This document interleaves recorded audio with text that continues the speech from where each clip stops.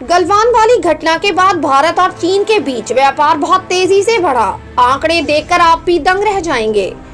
तवांग में भारतीय सेना और चीनी सेना के बीच हुई झड़प के बाद इस पर जमकर राजनीति हो रही है। विपक्ष सरकार पर हमलावर है। संसद के दोनों सदनों में सरकार को घेरने की कोशिश हुई। जबरदस्त हंगामा देखने को मिला। इस बीच इस बात की चर्चा भी जोरों से होने लगी कि चीन के इस रवैये के बाद भी केंद्र सरकार चीन से व्यापार धड़ल्ले से कर रहा है। इस पर वरिष्ठ पत्रकार अजीत अंजुम ने भी तंज के रूप में प्रतिक्रिया दी है।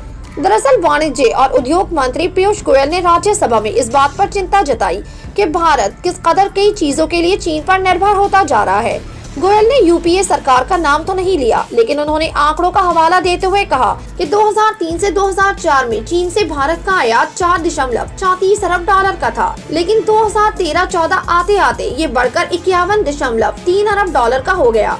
यानी 10 साल में ये आयात बढ़कर 10 गुना से भी ज्यादा हो गया। उन्होंने कहा पूरा देश घटिया और ऐसी चीजों से भर गया जिनकी कीमतों को लेकर कोई पारदर्शिता नहीं थी। इन सालों में हम पूरी तरह चीनी सामानों पर निर्भर होते गए। गोयल के मुताबिक 2004-05 में भारत और चीन के बीच 1.48 अरब डॉलर का व्यापार घाटा था, लेकिन 2013-14 में ये बढ़कर 36.21 अरब डॉलर तक पहुंच गया। यहाँ तक कि सीमा पर तनाव के बावजूद दोनों देशों के बीच द्विपक्षीय कारोबार में 43.3% की बढ़ोतरी हुई है, लेकिन द्विपक्षीय कारोबार का पलड़ा पूरी तरह चीन के पक्ष में झुका है।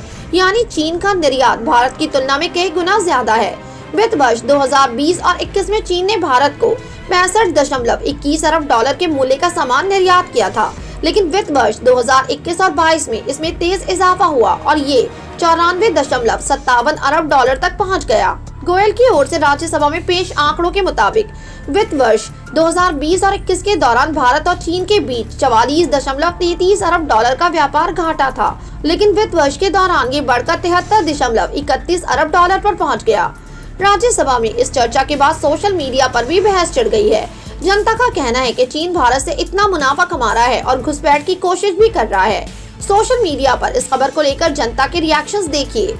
किशोर कपाड़िया नाम के ट्विटर हैंडल से लिखा गया, मेक इन इंडिया के नाम पर वो केवल असेंबल कर रहे हैं, पार्ट्स तो सारे चीन से ही आते हैं। शिवसेना सांसद प्रियंका चतुर्वेदी ने लिखा, मुंह तोड़ जवाब, चीन की इस नाजायज आक्रामकता के खिलाफ सिर्फ और सिर्फ हमारे जवान ही पूरी ताकत से लड़ रहे हैं, जबकि सरकार उन्हें नाकाम करने में लगी है।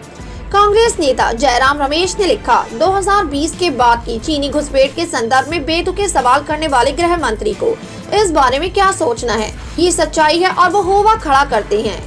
पत्रकार स्वाति मिश्रा ने ट्वीट किया, गलवान वाली घटना के बाद भारत और चीन के बीच व्यापार बहुत तेजी से बढ़ा और आपको लग रहा है कि ऐप बैन करके चीन की कमर तोड़ दी गई। वरिष्ठ पत्रकार अजीत अंजुम ने लिखा, अच्छा मैंने तो सोचा था टिकटॉक और चीनी ऐप बंद होने के बाद चीन से धंधा पानी भी बंद हो गया होगा। ये तो तेज गति से चालू है। आपको बता दें, विशेषज्ञों का कहना है कि भारत के लिए फिलहाल चीन पर निर्भरता खत्म करना काफी मुश्किल है। आपसी कारोबार में चीन भारत पर इतना हावी है कि इसके आने वाले कुछ वर्षों में राहत मिलती नहीं दिखती, लेकिन इसका एक तरीका है और वो ये कि भारत अपने मैन्युफैक्चरिंग सेक्टर को मजबूत करे। विशेषज्ञों के मुताबिक भारत ने इसकी शुरुआत की है, लेकिन इसे लंबे समय तक इसमें जोर लगाना होगा। इस पूरे मामले को लेकर आपकी क्या राय है? अपनी राय कमेंट सेक्शन में जरूर दें। हमारे चैनल को सब्सक्राइब करें, बेल आइकन प्रेस करें ताकि देश दुनिया से जुड़ी तमाम खबरें हम आप तक पहुंचाते रहें।